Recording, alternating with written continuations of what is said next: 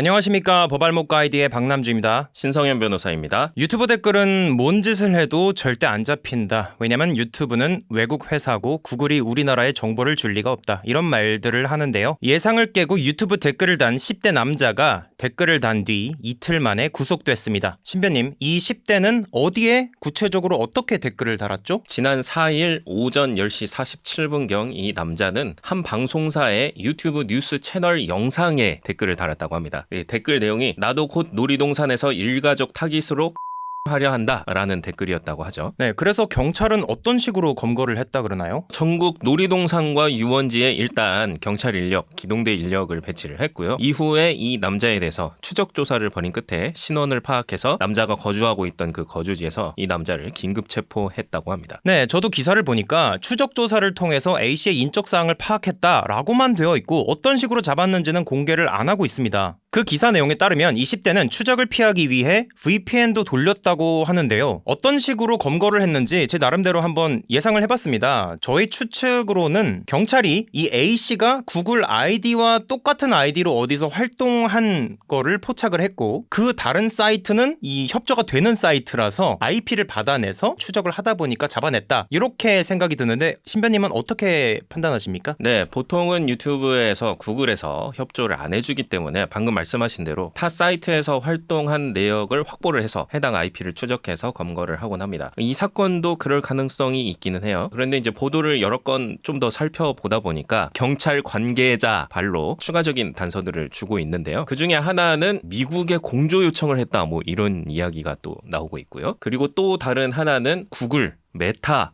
트위터 이런 쪽과도 긴밀히 협력하고 있다라는 좀 애매하긴 하지만 그런 문장도 소개가 되고 있는 걸 보면 이번에는 구글 유튜브 쪽에서 협조를 해준 것은 아닌가 그런 생각도 해볼 수 있겠습니다. 유튜브 댓글에 심각한 내용이 달려가지고 이 경찰서로 가서 고소를 하려고 하면 외국이라 안 된다. 직접 찾아와라. 혹은 당신이 먼저 잘못한 거 아니야? 대부분 그렇던데요? 라면서 제대로 사실관계 확인조차 안 해보고 이 사건을 들여다보지도 않고 그냥 안 된다면서 걸러버리는 경우가 굉장히 많은데 이번 사건에서 이렇게 빠르게 잡아낼 수 있는 것도 보여줬잖아요. 이거 문제 있는 거 아닙니까? 사실 저도 이제 고소 대리를 많이 하다 보니까 그런 경우를 굉장히 많이 봅니다. 물론 이제 제가 늘 드리는 말씀이지만 경찰 인력은 한계가 있고 수사력을 좀 더 위험성이 큰 사건에 집중해야 할 필요성도 충분히 공감은 합니다만 대놓고 그냥 맡기 싫어하는 이런 눈치가 보이는 그런 분들도 계세요. 수사관님들 중에. 물론 다 그런 건 아닙니다만 어떤 경우는 아예 저희가 가져간 증거를 보고 이거를 선생님들이 조작한 증거인지 아닌지 내가 어떻게 하냐 이런 식으로 나오는 수사관도 계시단 말이에요. 물론 사건이 좀 심각한 사안이긴 합니다만 이틀 만에 잡아낼 정도면 그리고 경찰 관계자 발로 나온 이 말이 사실이고 구글이 유튜브가 협조를 한 게 사실이라면 일반 사건에서도 적어도 협조를 구하는 그런 정도까지는 해줄 수 있는 거 아니냐. 사건 접수 후에 협조 요청을 하고 협조가 안 되면 협조 요청했는데 안 됐다라는 피드백이라도 좀 고소인에게 주고 하면 그래도 좀 덜 억울할 텐데 아예 사건조차 안 맡으려고 하는 이런 태도들은 좀 없애야 되지 않을까 그런 생각을 해봅니다. 네, 경찰은 조금 큰일 난 것 같네요. 여태까지 이 외국 회사에 달린 댓글들은 이거 잡을 수가 없다. 요렇게 일관된 태도를 유지했었는데 요번 사건을 통해서 미국 회사에 있는 서비스에 댓글을 달았다 그래서 무조건 못 잡는다라는 거는 아닌 게 밝혀졌습니다. 이런 정도로 좀 심각한 사안이라면 경찰이 무조건 안 된다고 한다면 이번 사례를 들면서 아니 당신네들 이틀 만에 잡았지 않소? 요렇게 얘기하면 어떨까요? 물론 이제 그 사건 상담한 그 수사관은 또 그 사건하고 이 사건하고 같아요 하면서 좀 빠져나가려고 할 수도 있겠죠. 근데